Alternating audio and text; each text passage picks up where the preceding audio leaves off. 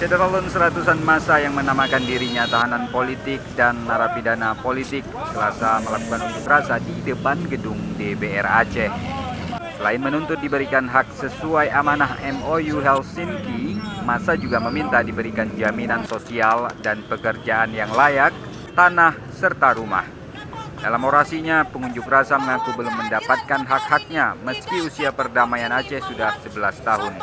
Gejolak ataupun pemberontakan, namun kami dengan sadar sepenuh-penuhnya kami ingin agar aspirasi kami sebagai napol-tapol diperjuangkan. Aksi ini Syederalun berakhir sesaat setelah Ketua DPR Aceh dan anggota menjumpai pengunjuk rasa.